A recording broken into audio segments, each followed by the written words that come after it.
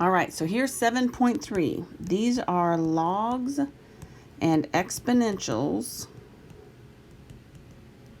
with other bases. Now, your natural log and your natural exponential, you're going to use those all the time. These, not so much, but you still need to know them. So make sure you're writing down the derivatives and the integrals for these because, you still have to know them. So let's get started. The first thing we want to talk about is the inverse relationships. Because we know natural log and the natural exponential are inverses of each other. And likewise, if you have something with a different base, the logs and exponentials are still inverses of each other. So if you have b to the log base b of x, that's still going to give you your x. If you have log base b of b to the x, that still gives you your x. That same kind of thing. The b and the natural log, as long as it's that same base, those cancel out. You just have the inside function. If the bases are the same, then that cancels out and you just have that inside function. All right? Okay. So the same concept we're applying there. So let's get on with this thing. If I have a derivative of b to the x, so remember, all right, remember that we had b to the x is equal to e to the x natural log of b. So if I wanted to take the derivative with respect to x of e to the x natural log of b, right, whenever we do this, we take the derivative of the inside. Now here's the kicker. B is just a number. So whenever I take the derivative of this, it is exact same thing, e to the x natural log of b, right? But you chain that and you take the derivative of the inside. When I multiply by this, natural log of b is just a number, right?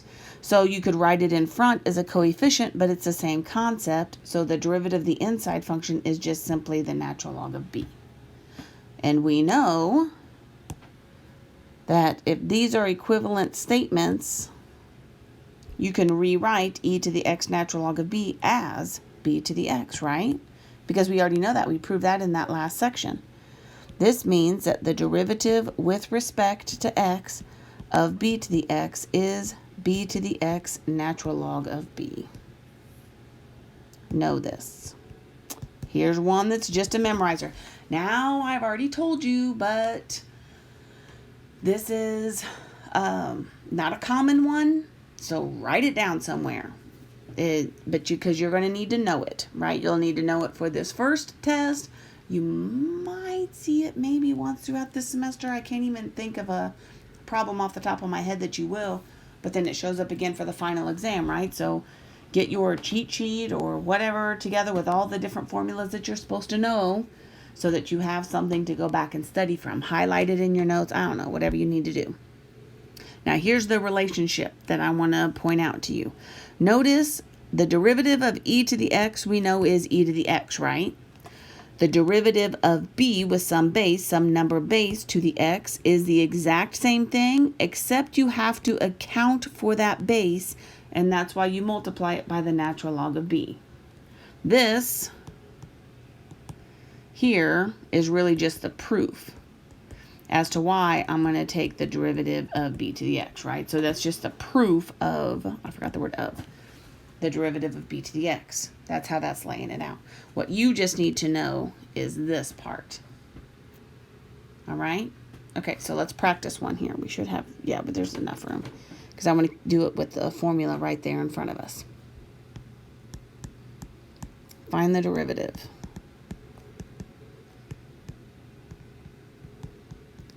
Here, if I have f of x is equal to 3 to the x, all right? So just straight up, here's where we actually have 3 is equal to b here, right? So f prime of x is going to be exact same thing, natural log of my base. That's it. That's all there is to it. Don't make it harder than what it is. That b is representative of that numeric base. And then you can go from there. Okay, let's do another one. Here is example 2b. Again, we're just going to find the derivative.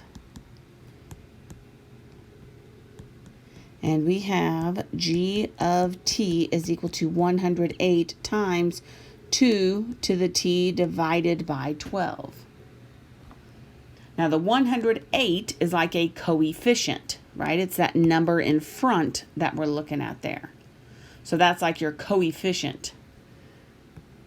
So anytime you take a derivative with a coefficient, the coefficient stays the same. Times, and remember, this is 2 to the t divided by 12, which is the same thing as 1/12 t, right? So I'm taking the base, exactly what it is, 2 to the t divided by 12, times the natural log of 2. All of that is just my formula. Then I have the chain rule. With the chain rule, I say, what is the derivative of t divided by 12, which is the same thing as 1/12 t, and that's where that comes from. All right. All right. Then I got a whole ton of things that are multiplied here.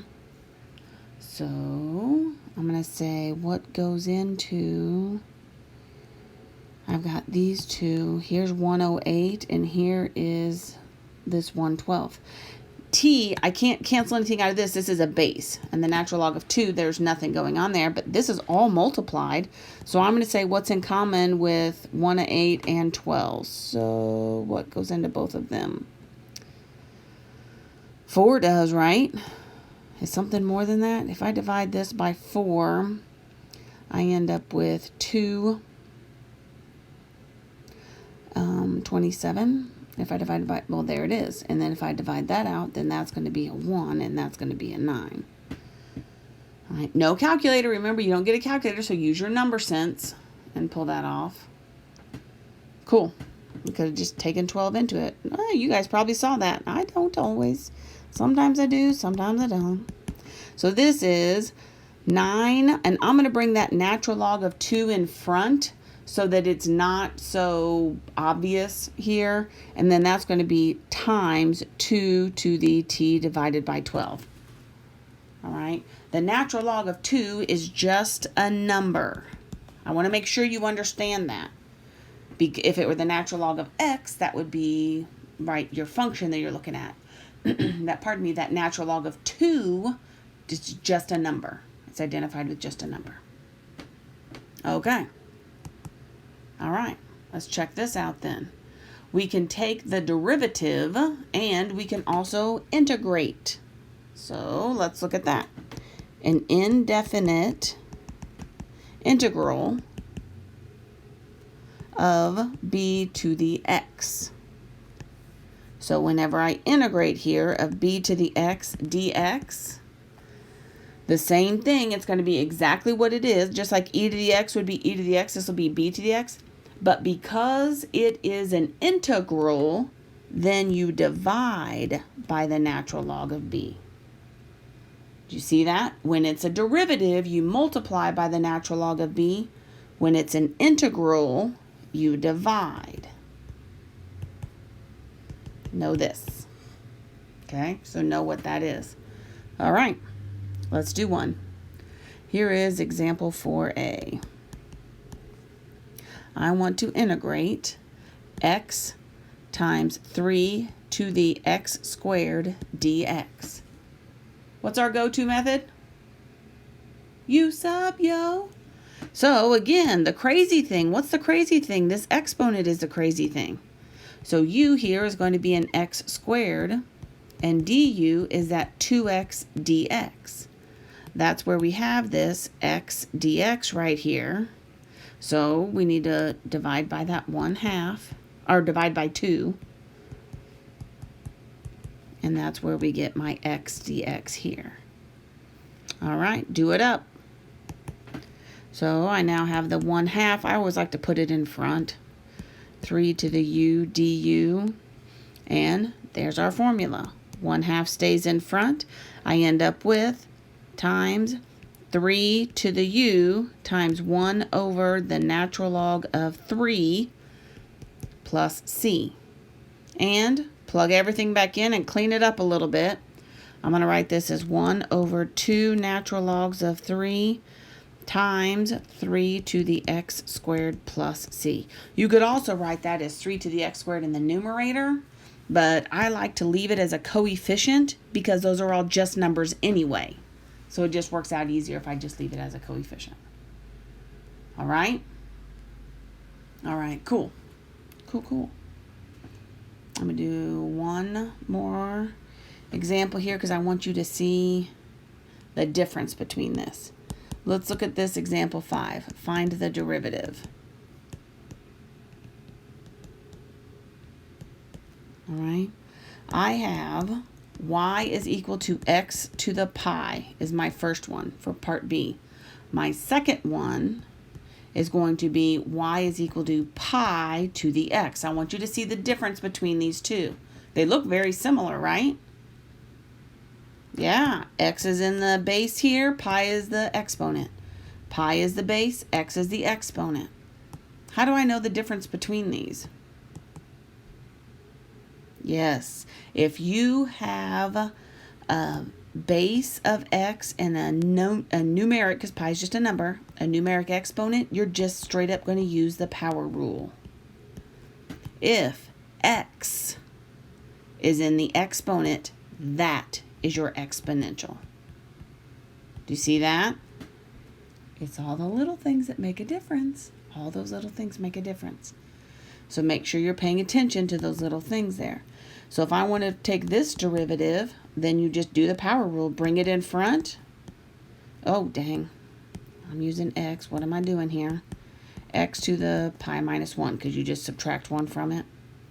Here, y prime is going to be that exponential where you keep the same, pi to the x, and then you multiply by the natural log of the base. All right? Pay attention to those little subtle things that makes a difference when you're looking at exponential. Just because it's a symbol, if it's a numeric symbol, then that makes a difference. All right.